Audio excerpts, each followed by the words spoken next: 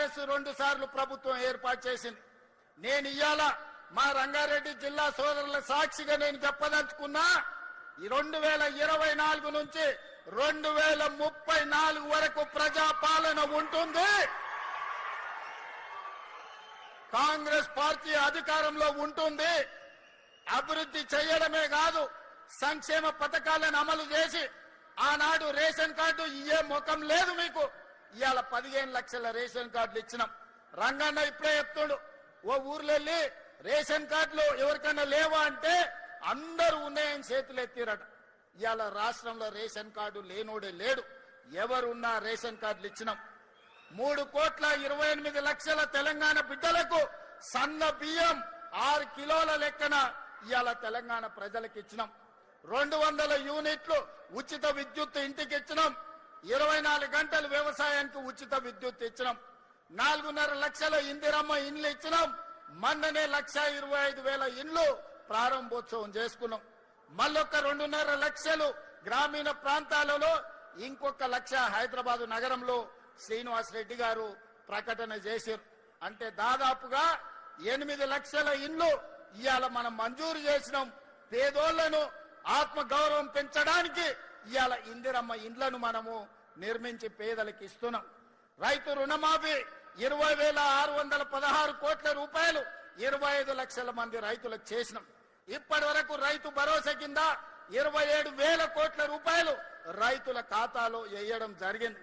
ఆడబిడ్డలకు ఈ రోజు 0 వడ్డీతో 60,000 కోట్ల రూపాయల బ్యాంకు లింకేజ్ ఇచ్చినాం. ఆడబిడ్డలకు 1000 ఆర్టీసీ బస్సుల యజమానులను చేసినాం. ఆడబిడ్డలకు మహాలక్ష్మి పథకం కింద 10,000 కోట్ల రూపాయలు ఉచిత బస్సు ప్రయాణానికి ఈ రోజు ప్రభుత్వం నిధులు చెల్లించింది. ఈ రకంగా చెప్పుకుంటూ వెళ్తే నిరుద్యోగ యువకులకు 67,716 ప్రభుత్వ ఉద్యోగాలు ఇచ్చినాం. రాబోయే రోజుల్లో మిగతా ఉద్యోగ ఖాళీలను కూడా భర్తీ చేస్తున్నాం. ఇవాళ ఆనాడు మీరు విధ్వంసం చేస్తే ఈనాడు కష్టపడి వికాసం వైపు ఈరోజు ప్రభుత్వాన్ని నడిపిస్తున్నాం. మీ అసూయ, మీ పగ, మీ ద్వేషం మా మీద చూపించండి, తెలంగాణ ప్రజల మీద కాదు. 10 ఏళ్లు మీరు ఒక దశాబ్ద కాలం, ఒక శతాబ్దానికి సరిపోయే విధ్వంసం తెలంగాణ రాష్ట్రాన్ని చేసిరు. అందుకే ఇవాళ సరిదిద్దే ప్రయత్నం చేస్తున్నాం. కష్టాలు ఉన్నాయి, నిధుల కొరత ఉంది, 8,11,000 కోట్ల రూపాయల అప్పు ఉంది. అయినా ధైర్యం కోల్పోకుండా, వయసు చిన్నదైనా బాధ్యత పెద్దది, తెలంగాణ ప్రజలు నమ్మకం, విశ్వాసంతో ఈ బాధ్యత అప్పచెప్పింది కాబట్టి రోజుకు 18 గంటలు కష్టపడి ఈ సమస్యల్ని పరిష్కరించే ప్రయత్నం చేస్తున్నా. మిత్రులారా, మీరందరూ కూడా నాలాకనే వ్యవసాయ కుటుంబం నుంచి, మధ్య తరగతి నుంచి వచ్చిన వాళ్ళే కదా. సమస్యలు వస్తే పారిపోతామా? సమస్యలు చూసి ఆత్మహత్య చేసుకుంటామా? లేకపోతే నిలబడి కొట్లాడి సమస్యల్ని పరిష్కరించుకుంటామా? కొంత కష్టమైనా, కొంత నష్టమైనా, కొన్నిసార్లు ఆవేదన కలిగినా, బాధ కలిగినా ఈ సమస్యల్ని పరిష్కరించుకునే బాధ్యత మనది. అందుకే ఈనాడు మీ సోదరుడిగా మీరు అండగా నిలబడ్డారు. మీరు ఇచ్చిన ధైర్యంతో ఫామ్ హౌస్ లో వండుకున్న కేడీతోనైనా, ఢిల్లీలుండే మోడీతోడైనా కొట్లాడడానికి ధైర్యంగా ముందు నిలబడతా, ఎవరినైనా మెడలు వంచుతా. కిషన్ రెడ్డి, బండి సంజయ్ గారు తమాషలు చేస్తున్నారు.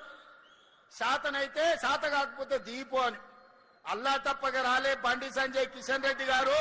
తొక్కుకుంటూ వచ్చినాం, కార్యకర్తలు కష్టపడుతూ వచ్చినాం, కార్యకర్తలు ప్రజలు కోరుకుంటూ వచ్చినాం. 12 ఏళ్ళైంది మీ మోడీ. మేము పండించిన పంట కొనడా? ఫస్ట్ మోడీని గద్దె దిగమను, రాహుల్ గాంధీని ప్రధానమంత్రిని చేసి తెలంగాణలో పండించిన ప్రతి గింజ కేంద్ర ప్రభుత్వంతో నేను కొనిపిస్తా. పాలమూరు రంగారెడ్డి ఎత్తిపోతల పథకాన్ని జాతీయ ప్రాజెక్టు చేపిస్తా. మెట్రో విస్తరణకు నిధులు తీసుకొస్తా. రీజనల్ రింగ్ రోడ్డుకు అవసరమైన నిధులు తీసుకొస్తా. అంతర్జాతీయ స్థాయిలో మా తెలంగాణను అభివృద్ధి చేస్తాం. మీకే మాటలు వచ్చు అనుకుంటున్నాం, మాకు మాటలతో పాటు చేతలు కూడా వచ్చు. కిషన్ రెడ్డి గారు, 15 తారీఖు తర్వాత వడ్ల సేకరణ 75 లక్షల మెట్రిక్ టన్నులు అయిపోతాయి. ఆ తర్వాత నీ సంగతి చెప్తా. ఎట్లా కొనదో కేంద్ర ప్రభుత్వం, మొక్కలు ఎట్లా కొనరో, జొన్నలు ఎట్లా కొనరో, పొద్దు తిరుగుడు ఇత్తులు ఎట్లా కొనరో, మెట్రో రైలుకి ఎందుకు పైసలు ఇయ్యరో, రీజనల్ రింగ్ రోడ్డుకు ఎందుకు అనుమతి ఇవ్వరో, వరంగల్ ఎయిర్పోర్ట్ ఎట్లా రాదో, ఆదిలాబాద్ ఎయిర్పోర్ట్ ఎట్లా నిర్మించారో నీ సంగతి చెప్తా పొలిమేర్లు కూడా దాటో కిషన్ రెడ్డి నువ్వు అనుకుంటున్నావేమో. నీ కేంద్రంలో ప్రభుత్వం ఉంది, నరేంద్ర మోడీ గారు ఉన్నారని భయపెట్టాలని చూస్తున్నారు. మర్యాద వరకు మర్యాద దాట మా సంగతి కూడా చూపిస్తాం. ఎవరికేం భయపడేది లేదు. గుండు అరగుండు ఎవరెవరో ఏమేమో మాట్లాడుతున్నారు, చూస్తున్న ఎట్లెట్లా మాట్లాడుతున్నారు. అందుకే మిత్రులారా, ఈనాడు మనం అభివృద్ధి కార్యక్రమాలను తీసుకొని ముందుకు వెళ్దాం. కేంద్ర రాష్ట్ర ప్రభుత్వాలను సత్సంబంధాలు పెట్టుకుందాం. మన అవసరాలు వారికి విజ్ఞప్తి చేద్దాం. మనకు కావాల్సిన అనుమతులు నిధులు తీసుకొచ్చుకుందాం. దీనికి మీరు సంపూర్ణంగా అండగా నిలబడాలి. మీరు అండగా నిలబడితే నాకు ధైర్యం ఉంటది. ఆ గుండె ధైర్యంతో కేంద్ర ప్రభుత్వంతో అన్ని రకాల నిధులు సాధిస్తా ఈ రాష్ట్రాన్ని నిర్మించుకుందాం. రంగారెడ్డి జిల్లా అభివృద్ధి జరిగితే తెలంగాణ రాష్ట్రం అభివృద్ధి జరిగినట్టే. ఇవాళ 60% ఆదాయం ఈ జిల్లా నుంచి వస్తుంది. ఇక్కడ సంపాదించింది రాష్ట్ర నలుమూలల రైతాంగానికి, దళితులకు, గిరిజనులకు, ఆదివాసులకు, బలహీన వర్గాలకు అందరికీ ఈ రోజు సంక్షేమ పథకాలను అమలు చేస్తున్నాం.